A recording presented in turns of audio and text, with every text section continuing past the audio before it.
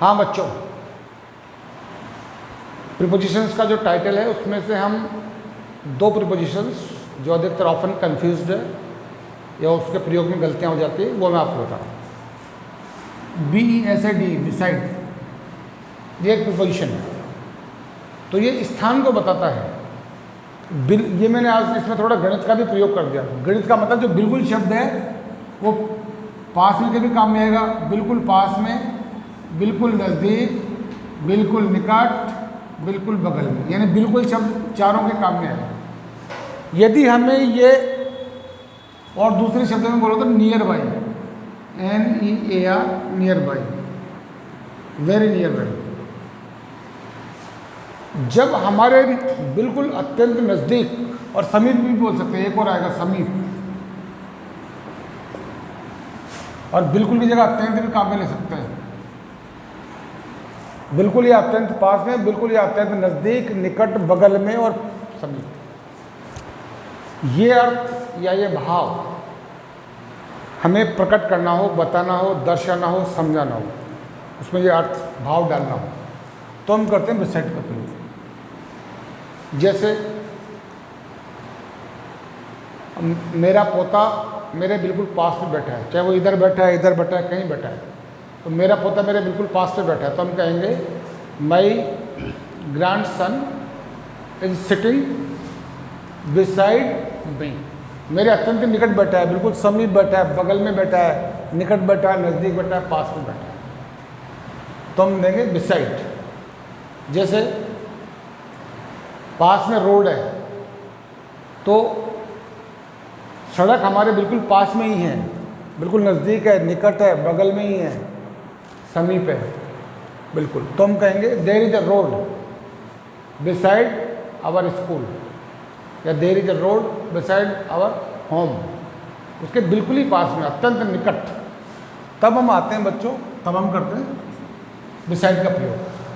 यदि इसी बिसाइड में, जिसके स्पेलिंग भी यही है और अर्थ भी यही है, इसमें एक चीज़ और जुड़ गई एस, तब ये बन गया बिसाइड्स। अब बिसाइड नहीं रहा, बिसाइड्स बन गया। बन गया तो बन गया, लेकिन इसके अर्थ में भी परिवर्तन हो गया पूरी तरह से। बिसाइड्स का मतलब के अलावा, के अतिरिक्त, के सिवाय। पहले हिंदी में समझो। जैसे मेरे पास रेडियो के अलावा टेलीविज़न भी है, यानी ये भी है और वो भी है, दोनों ही हैं। तो आई हैव ए रेडियो, मेरे पास एक रेडियो है, टेलीविज़न के अतिरिक्त, तो मैं कहूँगा बिसाइड्स टीवी। तो रेडियो के अलावा टीवी भी है। या दूसरा उदाहरण बोले हम कि मेरे पास कार के अलावा बाइक भी है, यानी ये भी है वो भी है, दोनों ही हैं। इसको बोलते हैं एडिटिव इफेक्ट, यानी जुड़ करके आ रहा है, ये भी है वो भी है, दोनों ही है। तो आई हैव ए कार, मेरे पास एक कार है या मैं एक कार रखता हूँ। बिसाइड्स ए स्कूटर, एक स्कूटर के अलावा, एक स्कूटर के अतिरिक्त, एक स्कूटर के सिवाय मेरे पास एक कार भी, यानी ये भी है और वो भी है, ये भी और वह भी, अर्थात दोनों ही साथ में। एडिटिव इफेक्ट, जुड़ने वाला प्रभाव, कंबाइंड, जॉइंट इफेक्ट, तब आता है बच्चों बिसाइड्स। जैसे मेरे पास फार्म हाउस के अलावा एक बड़ा मकान भी है, I have a big house, I have a big house besides farm house. बच्चों, भाषा की जो सुंदरता है ना, वो सुंदरता है ट्रांसफॉर्मेशन में, यानी जो बात आप कहना चाहते हैं उसी बात को भिन्न भिन्न रूप में, अलग अलग प्रकार से, अलग अलग ढंग से, रीति से, नीति से, शैली से आप कह सकें, तो भाषा की सुंदरता कहलाती है। जैसे उदाहरण के लिए मेरे पास फार्म हाउस के अलावा एक मकान भी है, I have a house besides farm house, यानी फार्म हाउस के साथ मकान भी है, मकान भी है वो भी, दोनों ही। लेकिन यदि मैं बिसाइड्स का उपयोग नहीं करना चाहूँ, नहीं है मेरा मूड, तो हम क्या करेंगे, तब आप प्रयोग करेंगे इन एडिशन टू का। जैसे आई हैव अ बिग हाउस, मेरे पास एक बड़ा मकान है, तो मैंने बोला बिसाइड्स ए फार्म हाउस।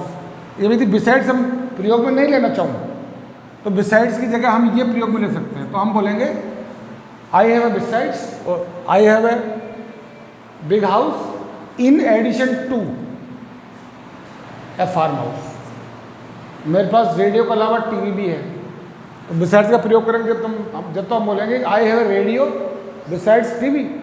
लेकिन ये आपको बिसाइड्स का प्रयोग नहीं करना है, कोई बात नहीं। बिसाइड्स को हटा लो और इन एडिशन टू को उसकी जगह रिप्लेस कर दो, प्रतिस्थापित कर दो, उसको हटा के उसको लिख दो। तो हम बोलेंगे I have a radio in addition to TV. इसी प्रकार से कार और बाइक का ले लो, I have a car besides bike. तो बिसाइड्स यूज नहीं करना, कोई बात नहीं। तो आप बोलोगे I have a car in addition to bike, यानी ये भी और वो भी। तो ये कहलाती है भाषा की सुंदरता, ब्यूटी ऑफ द लैंग्वेज। यानी आप मन चाहे प्रकार से उसको नाना प्रकार से विविध रंगों में डालते हुए अर्थ एक ही आना चाहिए, भाव। तो ये है ब्यूटी ऑफ द लैंग्वेज। तो तब आएगा इन एडिशन टू। और एक बच्चों ये बहुत काम आता है शब्द थ्रू, THROUGH। थ्रू 3-4 प्रकार की परिस्थितियों में, हालात में, सिचुएशंस में, पोजीशंस में काम में होता है।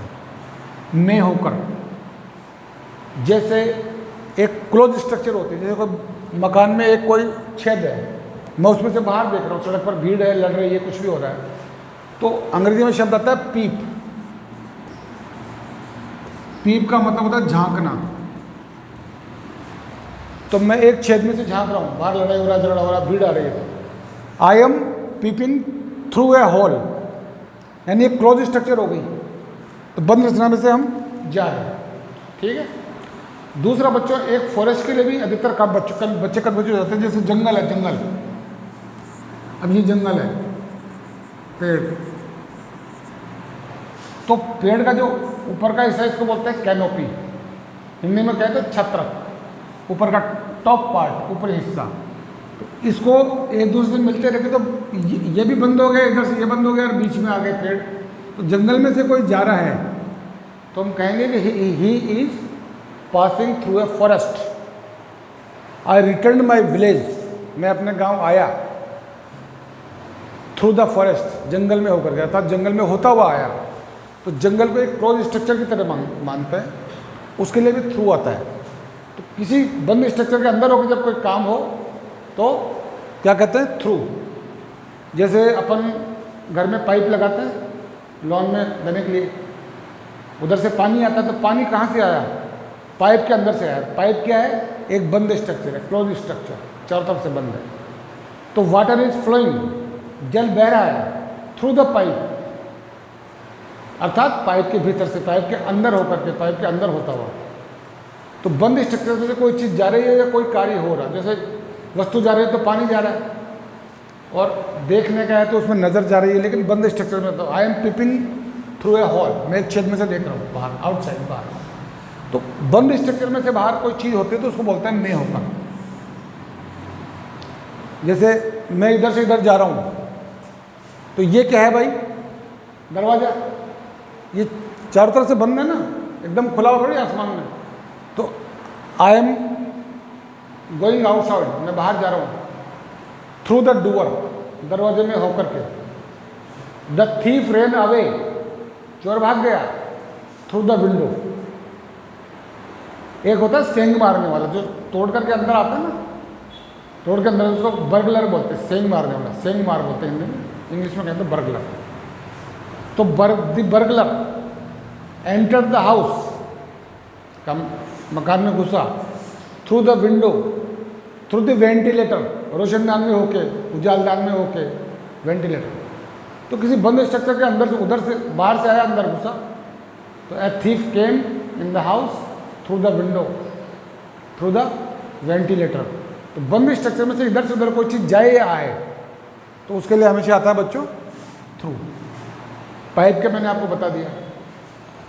हमारे घर में गैस आती है, छोटी, सब जगह बड़े बड़े शहरों में गैस के सिलेंडर में से चूल्हे तक क्या होता है, पाइप।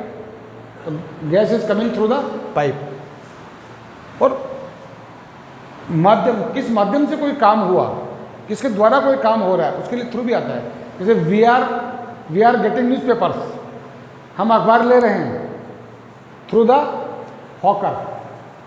या न्यूज़पेपर एजेंट, उसके द्वारा हम ले रहे हैं। ही गोट ए जॉब, उसे धंधा मिला, रोजगार मिला। He got a job through a politician, एक राजनीतिज्ञ के माध्यम से, एक राजनीतिज्ञ के द्वारा, एक राजनीति की मदद से उसे एक रोजगार मिला था। He got a job through a politician, ऐसे करके किसी माध्यम से। We are getting newspapers through a hawker, फेरी वाले को हाकर बोलते हैं, उसके माध्यम से हम ले रहे हैं, उसके द्वारा हम ले रहे हैं, उसको रोजगार मिला एक पॉलिटिशियन की मदद। इस तरीके से किसी बंदे तक जाने के लिए किसी के द्वारा या किसी के माध्यम से कोई कार्य हो रहा है तो हम थ्रू लेते हैं। Okay, thanks.